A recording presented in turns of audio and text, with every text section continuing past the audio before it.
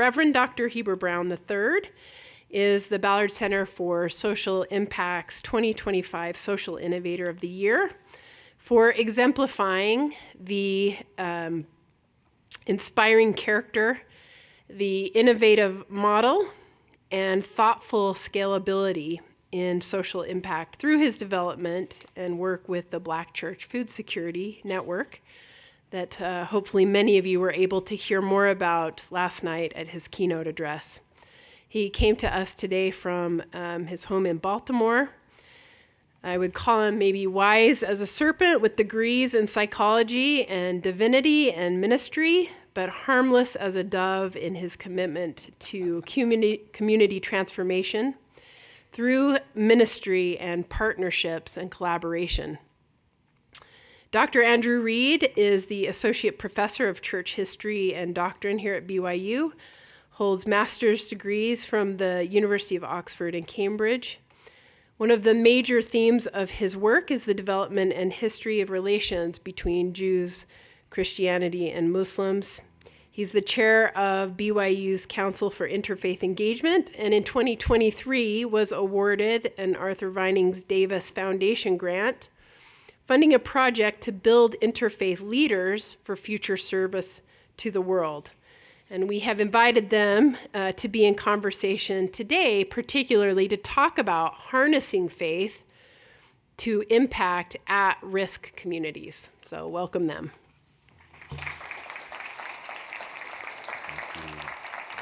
All right. This is a remarkable opportunity, and if you are asked to sit in conversation with somebody for 25 minutes, Heber's a great opportunity to do that because he's going to talk and he's going to share stories. If you were at his event last night, you noticed that he is a great storyteller, which for me is fantastic. So I'm glad to have this opportunity to be with you. Thank you. For those that were here last night, you heard a little bit about the story for Heber and his kind of work as a pastor, as a minister, but also his work in terms of food security and thinking about how you do that. And so, Heber, I just want to ask you a couple questions and maybe let you just take us where you will today. Okay. One of the things that I was struck with last night as you were talking about your work is the importance of locality and proximity. As you were, what is it in your ministry that drove you down the road that eventually has you now doing the work you're doing? Yeah. What drove me? Love. I shared that last night. I shared that I started pastoring the Pleasant Hope Baptist Church when I was 28 years old, and I was the youngest pastor in the history of this church. And the next person in leadership, the next youngest person in leadership at the church, beside me, the next person was 65 years old. And I still remember the night I had all the leaders sit in a room together in a circle, and we just put all of our ages on the board because I wanted everybody to see the gap and then also think about the implications of that on ministry. And that was the beginning, or near the beginning, of a deep conversation between me and the leaders of the church. And one of the things that I was blessed to experience as we continued to kind of look at this intergenerational model of congregational leadership, I was blessed by a divine surprise that I got to be honest, I did not anticipate, that the people in that leadership group and the church, who were very much so older than me as well, that they were not just the members of the church, they became my friends. And I still remember journaling and writing about the surprise that I felt that some of my closest friends were 65, 67, 70 years old. And they were dropping so many gems about life on me, and I was blessed to share with them. I'm pointing that out because as they began to experience health challenges, I was not engaging those challenges simply as a pastor doing due diligence to members of a congregation, but rather I was motivated by love and my friendship to say, I got to do something to help my friends. And that became the thing that really pushed and drove me to say, In addition to prayer and scripture and words of encouragement, what can I do to help those that I love and that I share life with as I'm bearing witness to their health challenges, their mounting health challenges? What can I do? And so it really wasn't, the starting point really wasn't like, let me fix a problem. The starting point was love for the people I was sharing life with. And that was the sustainable fuel that got things going for me. And I think that's important because I think sometimes we can lean into a temptation to just try to fix problems and check boxes and say, okay, did my good work in the world today, on to the next thing. But when we slow down enough to really engage people at a human level, it's hard to just check a box. It's hard to just check out, clock out, walk away when you know that they're faced with so many challenges. And so, that's what I'll say. It really was, not some, one day I want to be, somebody who's recognized at Brigham Young University for the great. It's like, no, I'm just trying to help my friends. And look what love and look what relationships and human to human connection help to make possible.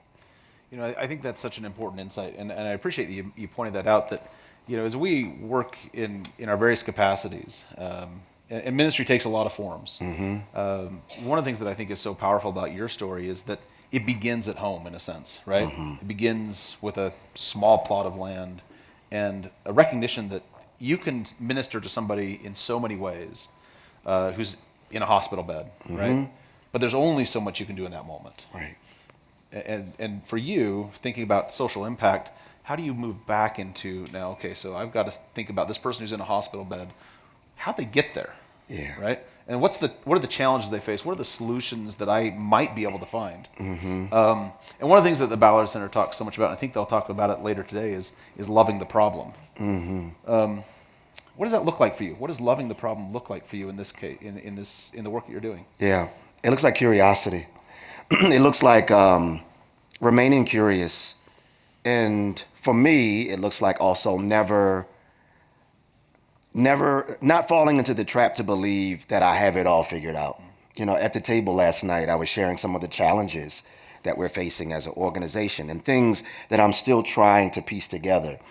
And I think that's a healthy posture to be in. It feels healthy to me to stay in that posture of curiosity, transparency, and vulnerability. To say, sure, we may have figured out a few things here and there, and grateful for that.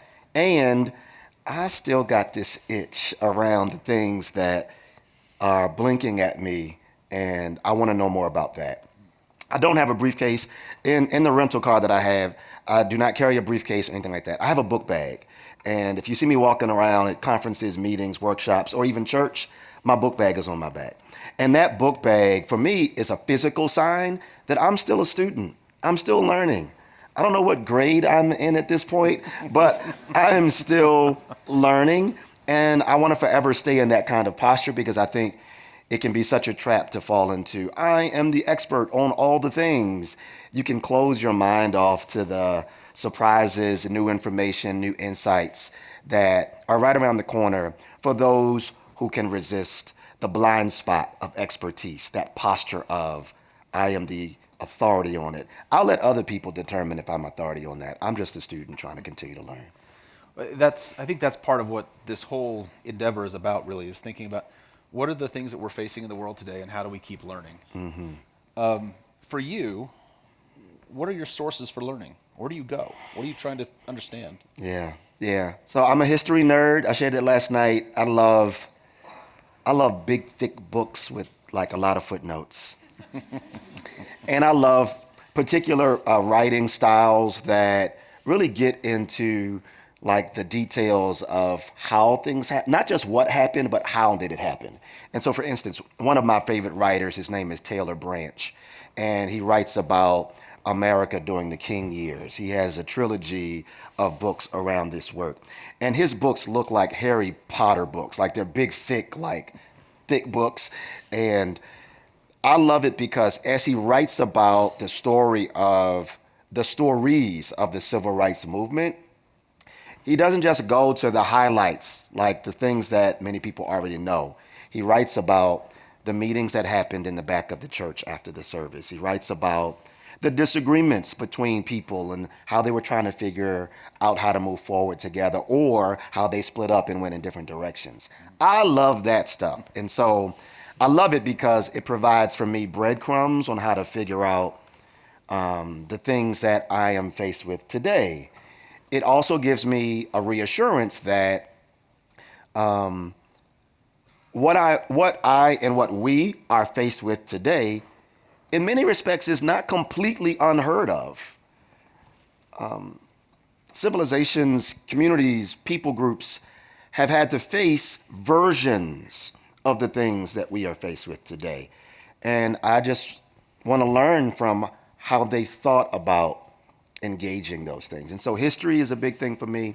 And in settings like this, I love being in spaces that are very much so different than my context.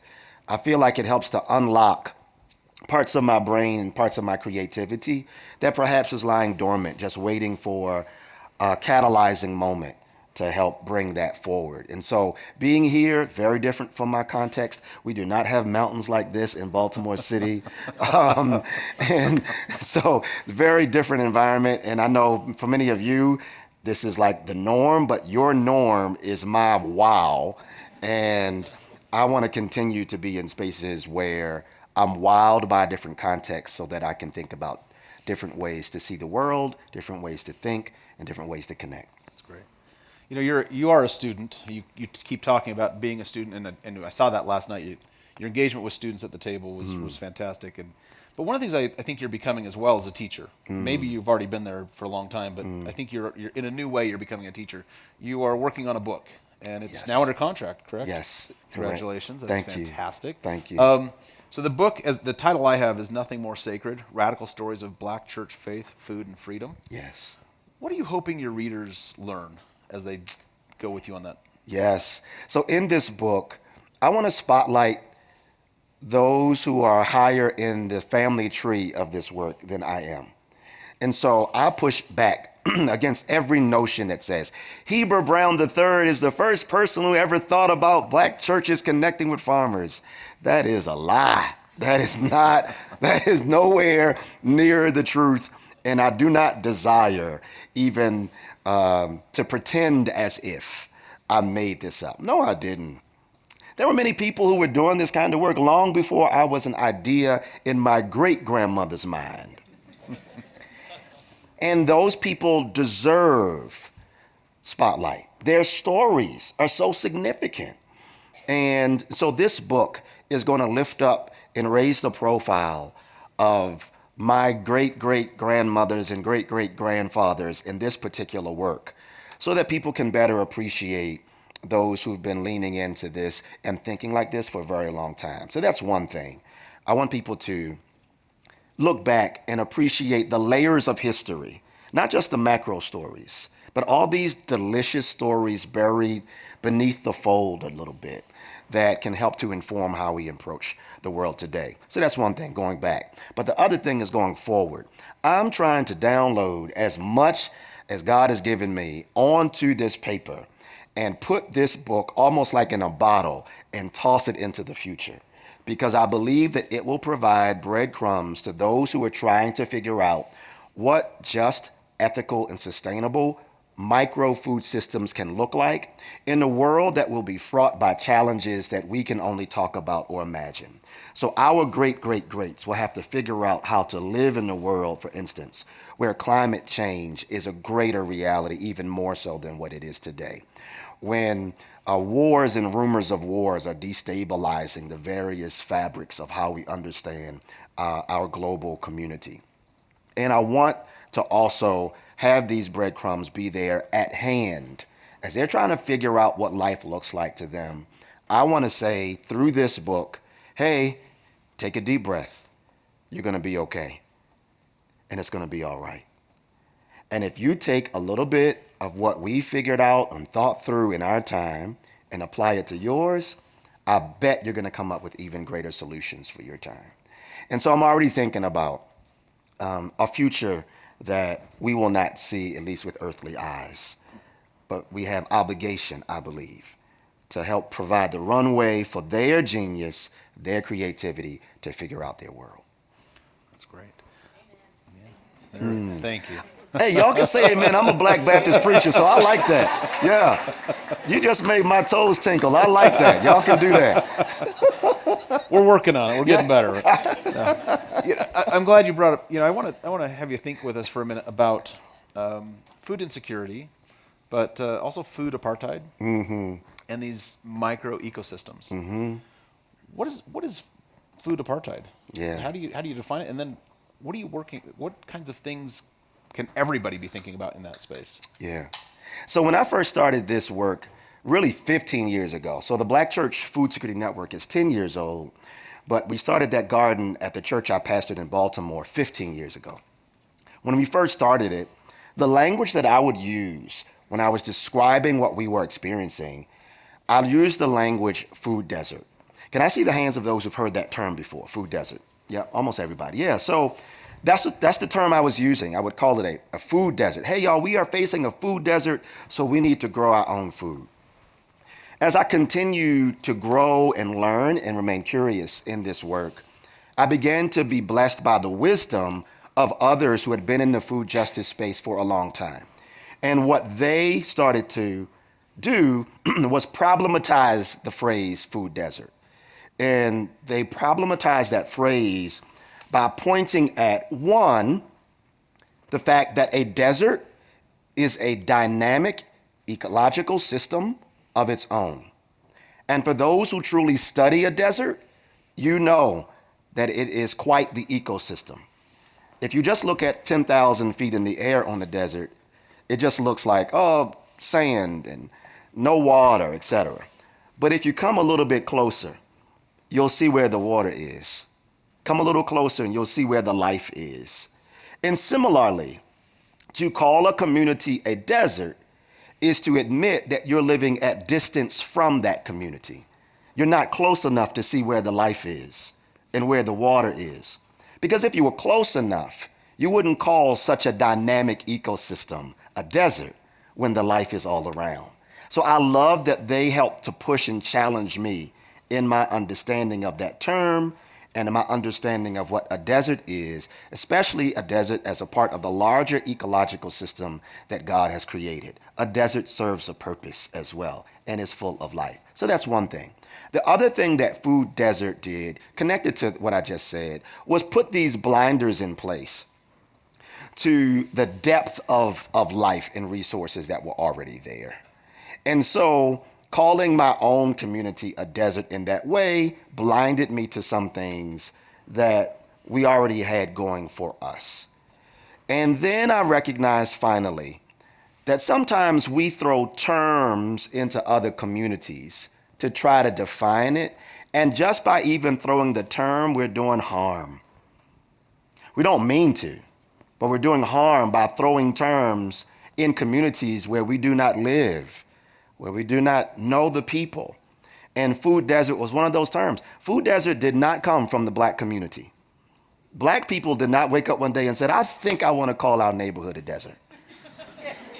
No, it was a term lobbed into communities. And so I was grateful for my learning process where we started to do away with the term food desert and lean more into food apartheid.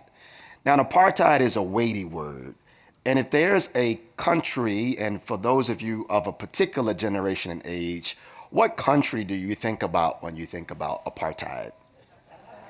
Yeah.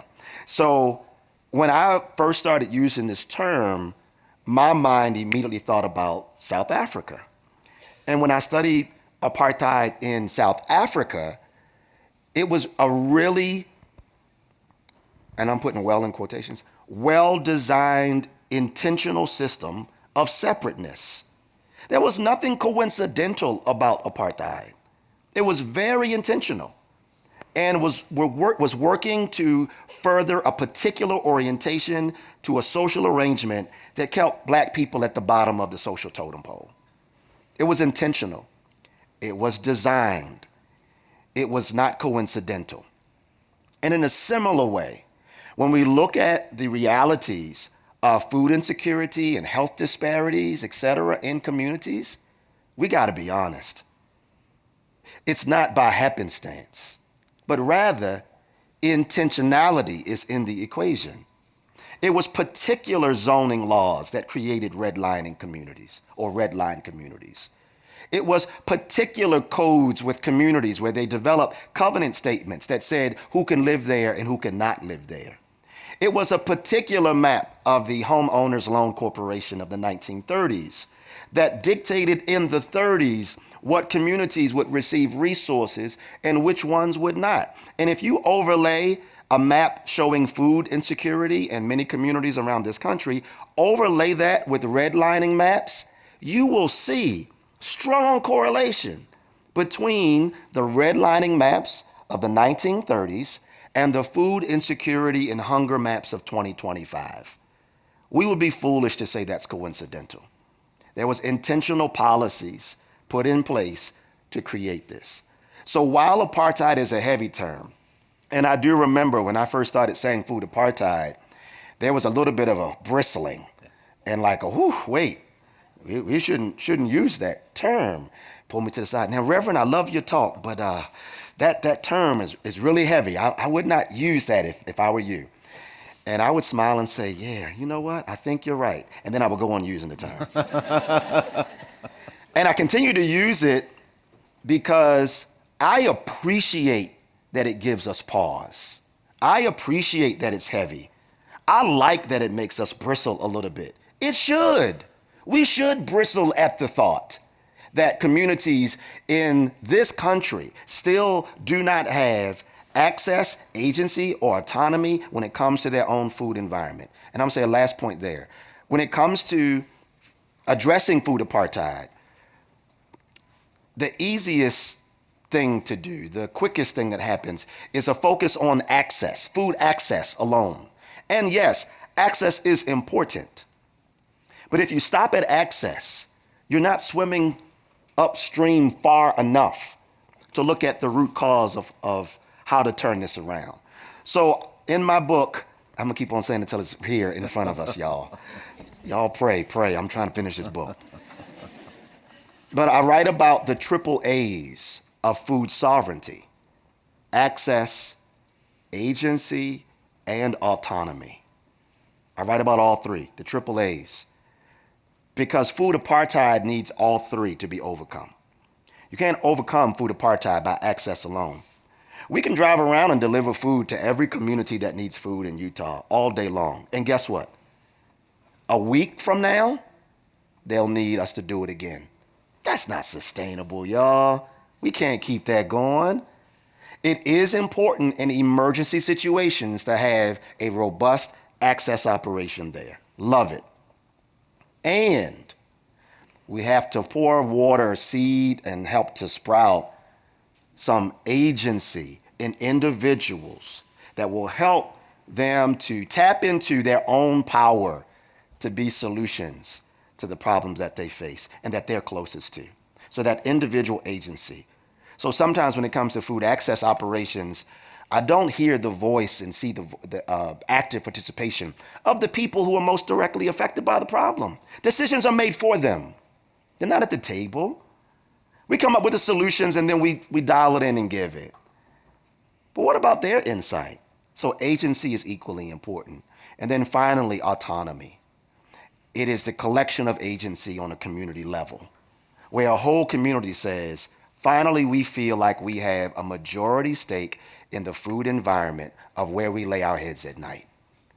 And you can't put a price tag on the impact of polishing that level of dignity in communities to say, we will not be pathologized as the problem, but rather we will go within to allow the solution to spring without.